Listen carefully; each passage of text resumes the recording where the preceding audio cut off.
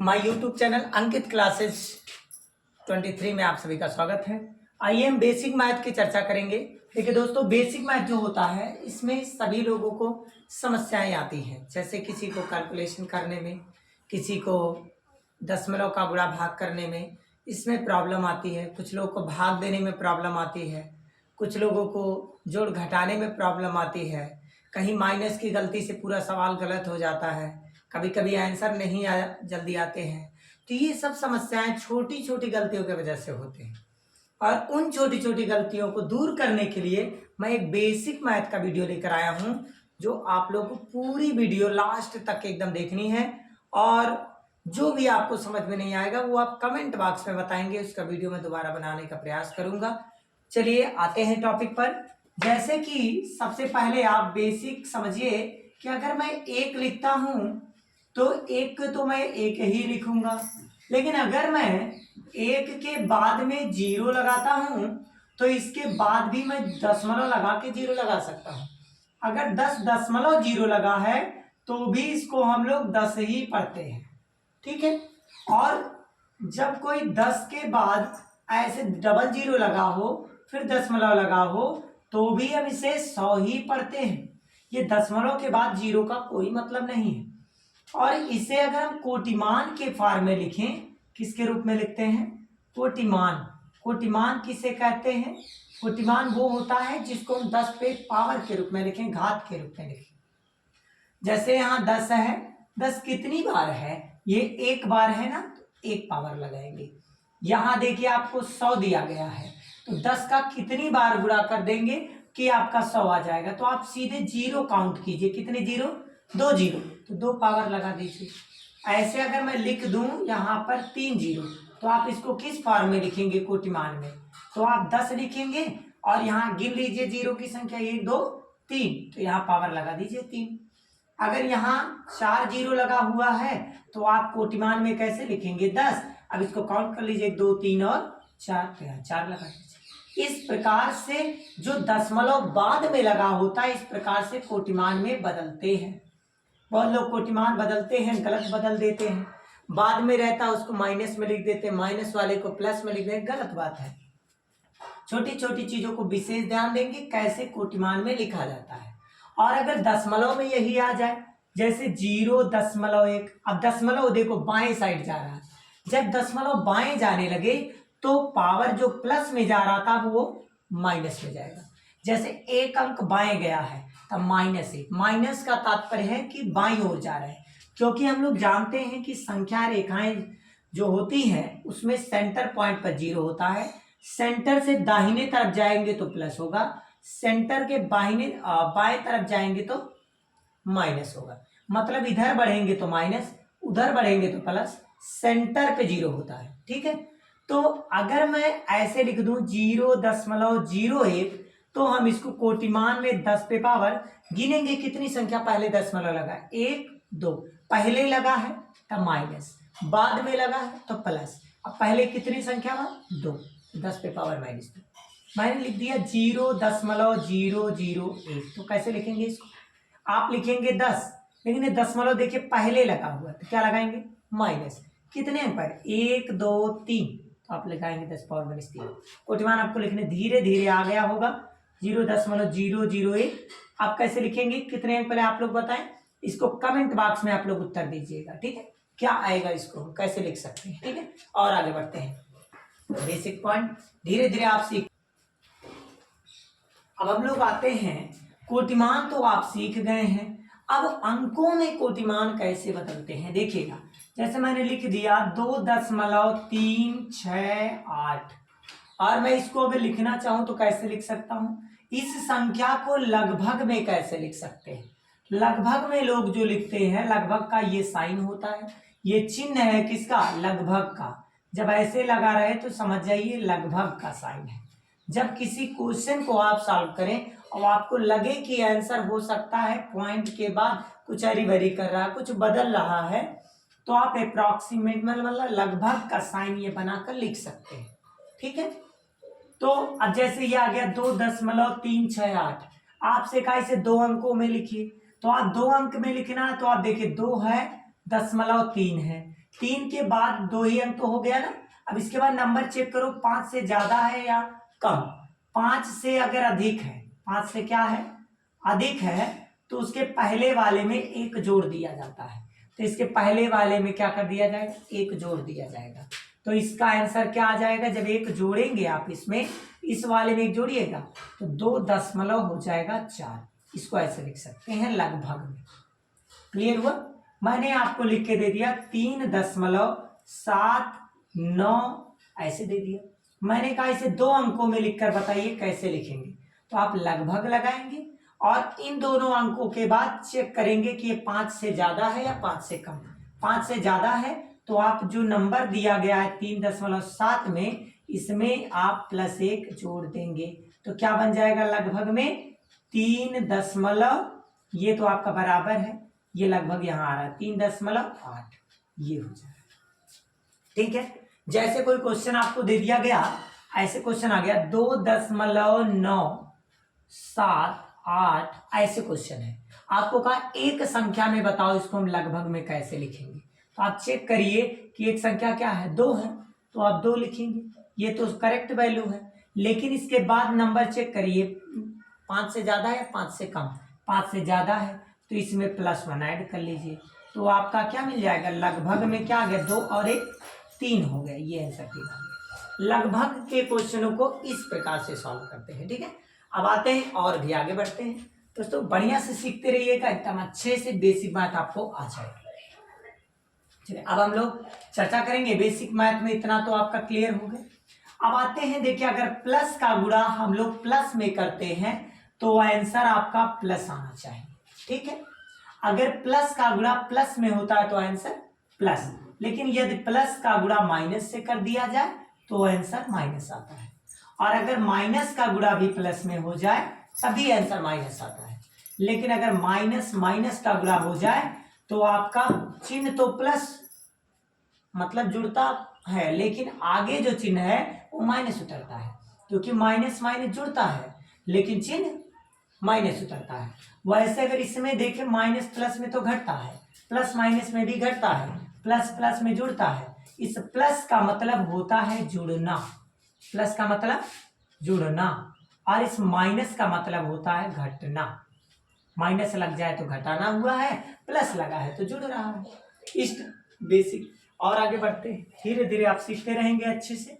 अब देखिए हम लोग आते हैं कि वर्ग कैसे निकालते हैं। जैसे आपसे कोई कहा यक्स का वर्ग, अगर आपसे कोई वर्ग कहता है तो वर्ग का मतलब समझते हैं, इंग्लिश में बोलते हैं इसको स्क्वायर। क्या बोलते हैं, स्क्वायर। ठीक है। तो यक्स का वर्ग हम कैसे लिखते हैं, पहले जो इस नंबर का उस नंबर को लिखना चाहिए, फिर का क्या करना है वर्ग, वर्ग को इंग्लिश में स्क्वायर। स्क्वायर मतलब होता है तो जिसकी सभी भुजाएं बराबर हो, इसका मतलब इस पे क्या लगेगा, पावर में 2, मतलब ये संख्या 2 बार है। अब यक्स स्क्वायर का तात्पर्य क्या हुआ कि जितनी पावर उतनी बार, जैसे पावर 2 है तो यक्स कितनी बार हो गया, 2 बार। हमने ऐसे क्वेश्चन कह दिया आपसे कि y का वर्ग बताइए, तो आप कैसे लिखेंगे, स्क्वायर ऑफ y कोई पूछ ले तो क्या बताएंगे, आप y का स्क्वायर लगा देंगे, क्योंकि वर्ग कहा इन्होंने। अब इस स्क्वायर का मतलब हो गया कि y कितनी बार है, 2 बार है। मैंने आपसे कहा 2 का वर्ग बताइए क्या होगा, तो आप क्या करेंगे, सीधे 2 पर स्क्वायर लगाएंगे। लेकिन जब इस 2 का फैक्टर करेंगे तो 2 कितनी बार है, 2 बार। अब 2 दूनी कितना हो जाएगा, 4। इस प्रकार से वर्ग निकाला जाता है, वर्ग इसी सिस्टम से लिखा जाता है। अब आते हैं, हम बताते हैं कि वर्गमूल क्या होता है। चलिए धीरे धीरे पहले आप सीख लें, एक वर्ग आप समझ गए और दूसरा क्या। अब आते हैं कि वर्गमूल क्या होता है। वर्गमूल को हम लोग इंग्लिश में स्क्वायर रूट कहते हैं। क्या कहेंगे, स्क्वायर रूट। हिंदी में वर्गमूल कहते हैं। वर्गमूल का मतलब ये होता है कि वर्ग है और मूल, वर्ग माने जैसे वर्ग मूल, इसी को पढ़ते हैं, इसको हम लोग वर्गमूल पढ़ते हैं। इसको इंग्लिश में कहते हैं, क्योंकि यहाँ पर जब कुछ नहीं लिखा होता, जिस रूट पर कुछ नहीं लिखा होता तो यहाँ 2 समझा जाता है, और इस 2 को हम लोग इंग्लिश में बोलते हैं स्क्वायर, और इसको पढ़ते हैं रूट। तो बोलिए अर्थ क्या बनेगा, स्क्वायर का हिंदी में बनेगा वर्ग और रूट का अर्थ होता है मूल।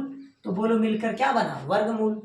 तो अगर इस तरह के चीजों को पढ़ना है तो क्या पढ़ेंगे, वर्गमूल। जैसे क्वेश्चन मैं आपको दे दिया, जैसे मैंने क्वेश्चन कहा, मैंने लिख दिया यक्स का वर्गमूल, मैंने क्या कहा, यक्स का वर्गमूल। तो आप समझिए आपको यक्स लिखना ऐसे।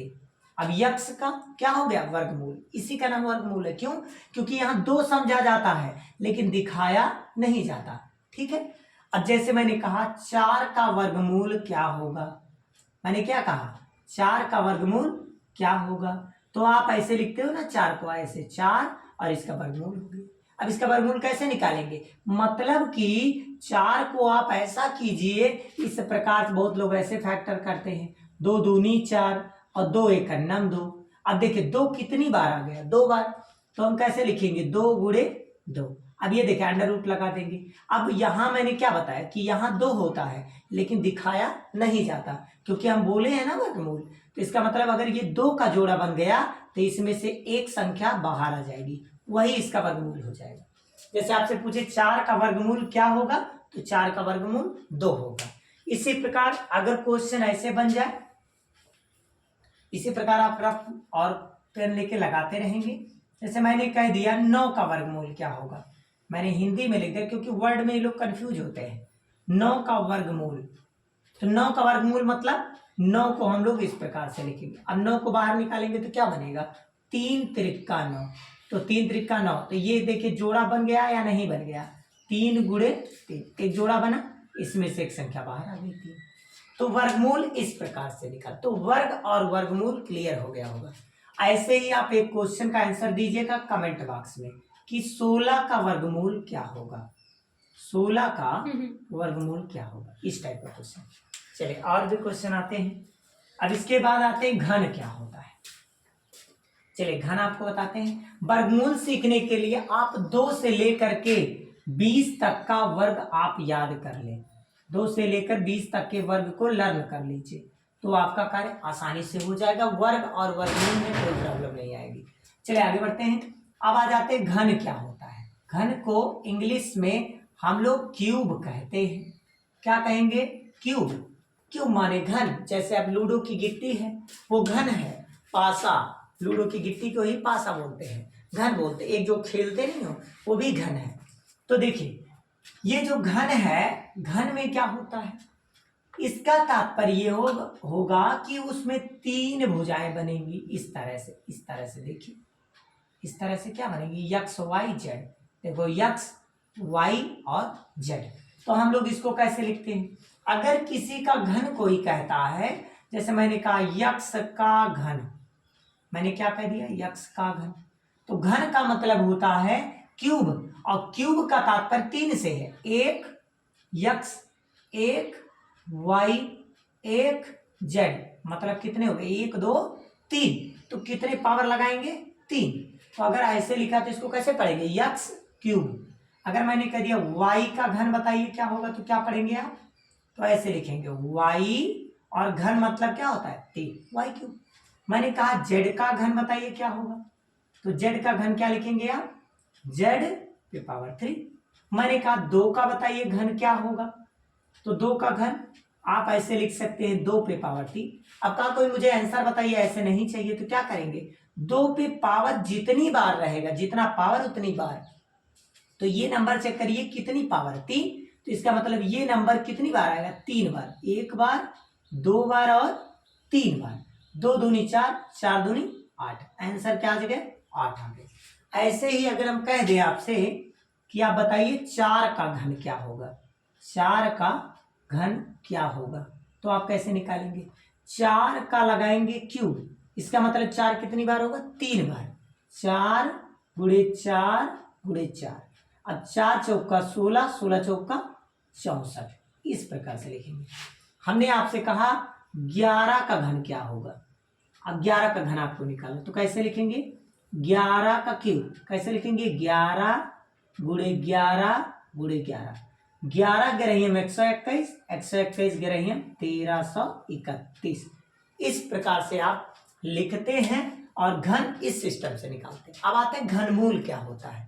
इसको भी 2 से लेकर 20 तक का घनमूल भी आप याद कर लेंगे, घनमूल भी आप 2 से लेकर के 20 तक का लर्न कर लेंगे तो बड़े से बड़े क्वेश्चन आपको आसानी से आने लगते हैं। जो लोग कहते हैं ट्रिक बनाए हैं, ये ट्रिक आपके आधार से बनता है। यदि आपको कोई सवाल बहुत अच्छे से पता है तो आपकी स्पीड ऑटोमेटिक बढ़ जाती है, और आपको अगर कोई सवाल नहीं आता है तो आपकी स्पीड ऑटोमेटिक स्लो हो जाती है। सब चीज़ की ऑटोमेटिक व्यवस्था है। जैसे आप गाड़ी चलाने के लिए गियर लगाना पड़ता है, लेकिन एस्केलेटर ऐंठना पड़ता है, एस्केलेटर छोड़ दीजिए ऑटोमेटिक गाड़ी रुक जाएगी। उसी प्रकार से आपको तेज होने के लिए मेहनत करना पड़ता है, लेकिन अगर आपको कमज़ोर होना, पढ़ना बंद कर दीजिए ऑटोमेटिक कमज़ोर हो जाएंगे।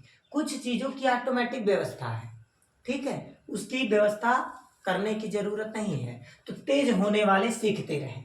चलिए आगे बढ़ते हैं। अब घनमूल पर आते हैं। घनमूल क्या होता है चलिए समझते हैं। घनमूल जिसको हम लोग कहते हैं क्यूब रूट, घनमूल को इंग्लिश में क्या बोलेंगे? Cube root. Cube root. अब देखो यहां से फिर क्लियर है। अब घनमूल को अगर मैं ऐसे लिख दूं सिंबल में तो गलत हो जाएगा। क्यों? क्योंकि अभी मैंने बताया वर्गमूल ये होता है जिसके ऊपर कुछ ना लगा हो, उस पर 2 समझा जाता, और 2 को स्क्वायर कहते हैं, स्क्वायर को हिंदी में वर्ग कहते हैं, तो वर्गमूल बन जाएगा। लेकिन अगर मैं यहाँ 3 लगा दूं तो इस 3 का तात्पर्य घन से हो जाएगा, मतलब क्यूब से हो जाएगा। इसको क्यूब, और इसको इंग्लिश में रूट, हिंदी में मूल कहते हैं। तो क्या बन गया? Cube root. हिंदी में बोले तो घन मूल बन गया। अब घन मूल ये बन गया। इसको इंग्लिश में क्या बोलते हैं? क्यूब, और इसको इंग्लिश में बोलते हैं रूट। क्यूब रूट, हिंदी में बोले घनमूल। जैसे मैंने आपसे कहा यक्ष का घनमूल, यक्ष का घनमूल बोल दे तो क्या लिखेंगे आप? ऐसे यक्ष लिखेंगे, ऐसे लगाएंगे और यहां पर 3 लगा देंगे, बन गया यक्ष का घनमूल। हमने कहा हमें बताइए वाई का घनमूल, क्योंकि घनमूल में ज्यादा लोग फंसते हैं, घन और घनमूल में कंफ्यूज हो जाते हैं। घनमूल ऐसे बनता, वाई का तो वाई लिख दीजिए। मैंने कहा 8 का घनमूल बताइए क्या होगा। मैंने आपसे क्वेश्चन पूछ लिया, 8 का घनमूल बताइए तो कैसे लिखेंगे? ऐसे 8, यहाँ पर 3। अब कैसे फैक्टर करते हैं चलिए दिखाते हैं आपको। अगर मैं कहूँ इसका मुझे फैक्टर करना है घनमूल का, क्या होगा? 8 का घनमूल, तो हम 8 को इस प्रकार से फैक्टर करते हैं। 2 से काटेंगे, 2 चौका 8, 2 दूनी 4, 2 एक 2। और तब इंग्लिश में पहाड़े को पढ़ते हैं तो कैसे पढ़ेंगे? 2 4 जा 8, 2 2 जा 4, 2 1 जा 2। ठीक है, ये 2 कितनी बार आया? 3 बार। तो यहाँ जितनी बार लिखा रहेगा उतने का पेयर बनेगा, उतने का जोड़ा बनेगा। 3 लिखा तो 3 का पेयर बनेगा, 3 का जोड़ा बनेगा। तो क्या लिखेंगे इसको हम लोग? 3 2 इंटू 2 इंटू 2। कितने का पेयर बना? 1, मतलब 3 3 का 1 पेयर बनेगा। तो 3 का 1 पेयर बना, तो जितने पेयर उतनी संख्या बाहर आएगी। तो 8 का घनमूल क्या होगा? 2 होगा। इसी प्रकार अगर हम क्वेश्चन दे दें कि हमें बताइए 64 का घनमूल क्या होगा, तो आप क्या बताएंगे ये कमेंट बॉक्स में आप बताइए। ठीक है, तो घनमूल भी आपके लिए एक क्वेश्चन है। चलिए सीखते रहें तो बताते रहेंगे। और आगे बढ़ते हैं। घनमूल, वर्ग, वर्गमूल आपका क्लियर हो गया होगा। अब आते हैं हम लोग किसी भी संख्या का गुणा और पावर को कैसे जोड़ते हैं। देखिए अगर कोई पावर ऐसे लिखा है a पे पावर m, तो आप जब भी इसको इस टाइप का क्वेश्चन सॉल्व करेंगे तो जब कोई नीचे से ऊपर जाता है तो उसका जो पावर होता है वो केवल माइनस हो जाता है। अगर यहाँ प्लस है, ऊपर जाते समय माइनस हो जाएगा। और अगर किसी का पावर नीचे ही माइनस है तो ऊपर जाने पर इसका पावर प्लस में हो जाता है। मतलब अगर कोई नीचे प्लस ऊपर जाएगा माइनस, और नीचे माइनस है तो ऊपर जाएगा प्लस हो जाएगा। ऐसे ही अगर मैं लिख दूं 1/a², तो आप इसको कैसे लिखेंगे? a² को ऊपर ले जाएंगे तो a पर -2 ले आएंगे। मैंने कहा यक्स पे -1 को आप कैसे लिखेंगे? तो आप कहेंगे यहाँ माइनस है, इसको नीचे लेकर चले जाएं तो ये प्लस में 1 हो जाए। अब ये 1 लिखिए चाहे ना लिखिए। मैं कहा y पे -2 को आप कैसे लिखेंगे? तो आप कहेंगे 1/y पर प्लस में 2 लिख देंगे। इस प्रकार से सॉल्व करें। ठीक है, चलिए और आगे बढ़ते हैं। इसी टाइप के क्वेश्चन आप सीखते रहें। अगर मैं यही टाइप ऐसे दे दूं a पे पावर m हो और फिर पावर दे दूं n, तब क्या होगा? हमेशा याद रखिए ये जो नीचे संख्या वो ऐसे लिखेंगे, पावर का पावर में गुणा होता है, तो जो यम का n में गुणा होगा तो क्या हो जाएगा? यम n। क्या हो जाएगा? यम n। जैसे मैंने क्वेश्चन दे दिया a पे पावर 5 और इस पर पावर दे दिया 2, तो आप कैसे लिखेंगे? ये जो है ये सेम सेम नोट कर देंगे। अब पावर का पावर में गुणा हो जाएगा, 5 दूनी 10 हो जाएगा। ठीक है, मैंने आपसे अगर कह दिया a पर पावर m और फिर लिख दिया गुणे करके a पे पावर n, तब आप क्या लिखेंगे? अब देखिए बेस इक्वल हो गया, बेस इक्वल हो गया तो एक बार पावर जुड़ जाएगा, m और प्लस में क्या हो जाएगा? m plus n। इस प्रकार जैसे मैंने क्वेश्चन लिख दिया a पे पावर 2 और गुणे a पे पावर 3, तो कैसे लिखेंगे? a स्क्वायर और गुणे में a क्यूब, तो कैसे लिखेंगे? बेस समान है तो एक बार पावर जोड़ देंगे, 2 प्लस 3, पावर सदैव क्या हो जाती है? जुड़ जाती है, बेस इक्वल होता है, तो a वैसे रहेगा और 2 और 3 कितना हो जाएगा? 5, a पे पावर 5 आ जाएगा। ठीक है, a5 क्लियर हो गया। इस प्रकार से पावर को अरेंजमेंट करते हैं। तो चलिए और आगे बढ़ते हैं। अगर यही क्वेश्चन ऐसे आ जाए 1/a पे पावर m, तो पावर में आ जाए n, तो आप क्या करेंगे? एक, अब इसका पावर जब हटता तो दोनों पर लगता, 1 पे पावर भी n और a पे पावर भी m का n में जब गुणा होगा तो यम n हो जाएगा। अब एक पर चाहे n बार करो एक ही आएगा और यम इंटू n हो जाएगा। ठीक है, इस टाइप से क्वेश्चन। जैसे कभी कभी आ जाता है 1/2 का होल स्क्वायर, इसको होल पढ़ते हैं, ठीक है, कोष्टक पढ़ते हैं, तो 1/2, अब कितनी पावर लगी? 2, तो इसका मतलब ये नंबर 2 बार है। अब सामने सामने गुणा कर लो, 1 एक करना 1 और 2 दूनी 4, ये आ गया आपका। या 2 2 जा 4 बहुत लोग पढ़ते हैं, वैसे पढ़िए, आपका हिंदी इंग्लिश सब कुछ सेम रहता है, थोड़ा सा वर्ड अरेंजमेंट करना पड़ता है। ठीक है, आप किस लैंग्वेज में अच्छे से पकड़ते हैं वो अपने अकॉर्डिंग पकड़ा करिए। ठीक है, चलिए और आगे बढ़ते हैं। अब इसी टाइप से आप सीखिए, जैसे कोई लड़का या लड़की बाजार करने जाता है तो किस प्रकार से सामान को खरीदता है। बहुत लोग ऐसे होते हैं कि चले जाते हैं बाजार में कपड़ा खरीदने और उनको खुद नहीं पता होता कि बाहर दुकान पे सेल लगी हुई है, उसमें लिखा जाता है 10% का छूट है, 20% का छूट है, 5% का छूट है, उन्हें खुद नहीं निकालने आता। अगर दुकानदार कह दे कि हमें 10% का छूट है, इतने में कपड़ा मिल रहा है, 500 कपड़ा है और 10% डिस्काउंट में आपको देंगे, तो खुद ही नहीं जान पाएंगे कि 10% डिस्काउंट करके हम कितने कपड़े लेंगे। तो चलिए उसको हम सिखाते हैं आपको। जैसे कोई कपड़ा आपने लिया, मान लो एक जीन्स लिया या मान लो पैंट ले लिया, कोई पैंट ही मान लेते हैं, पैंट ले लिया, कितने का पड़ा पैंट? 500 रुपए का। और दुकानदार ने कहा कि इस 500 रुपए पर आपको 10% डिस्काउंट देंगे। 10% क्या देंगे? डिस्काउंट, मतलब छूट देंगे। डिस्काउंट का अर्थ क्या होता है? छूट, मतलब कि जो मूल्य अंकित, अब छूट किसे कहते हैं? कि जो उस पैंट पर दाम लिखा है वो अंकित मूल्य कहलाता है, और उस अंकित मूल्य से अगर हम 10% निकाल कर घटा दें उसमें से, तो आपको पता चल जाएगा मैं कपड़े कितने में दूंगा। जैसे 500 रुपया तो ये आपका प्रिंसिपल अंकित मूल्य है, और इसमें मैं 10% अगर 500 का निकालूंगा, अब आपको पता करना कितने में मिलेगा, कितने रुपए में मिलेगा। चलिए बताते कैसे निकालना चाहिए। पहले जो प्राइस रहे वो आपको लिख लेना चाहिए, फिर माइनस लगा लेना चाहिए, फिर 500 का जय परसेंट छूट दे उसी को निकाल लेना चाहिए। 10% छूट का 10% कर लो। अब 500 ऐसे रहने दो, फिर देखो माइनस हो गया, 500 का क्या परसेंट है? 10%। परसेंट का मतलब 1/100, जीरो से जीरो कट जाएगा। अब एक जीरो से एक जीरो कट जाएगा, कितना बचा? 500, और 500 का 10% कितना आ गया? 50 रुपया, तो यहाँ 50 लिख लो। अब 500 में से जब 50 घटेगा तो 450 रुपया आपको क्या करना पड़ेगा? देना पड़ेगा। मतलब जो 500 का पैंट है वो आपको 450 में मिल जाएगा। ठीक है, जैसे एक मान लीजिए एक और क्वेश्चन आपके सामने लाते हैं। जैसे क्वेश्चन है एक कपड़ा, अब कपड़े में कुछ भी हो सकता है, ठीक है ना। तो एक कपड़ा मैं लेने गया, कपड़े का दाम है 1000 रुपये। कितना? 1000 रुपये। दुकानदार ने कहा मैं 20% का डिस्काउंट दूंगा। 20% का डिस्काउंट डिस्काउंट मतलब समझ ही गए, छूट, जो रेट लिखा उससे 20% कम में दूंगा, ठीक है। तो कितने में ये पड़ेगा, इसका प्राइस क्या पड़ेगा, क्या देना पड़ेगा हमें, चलिए समझते हैं।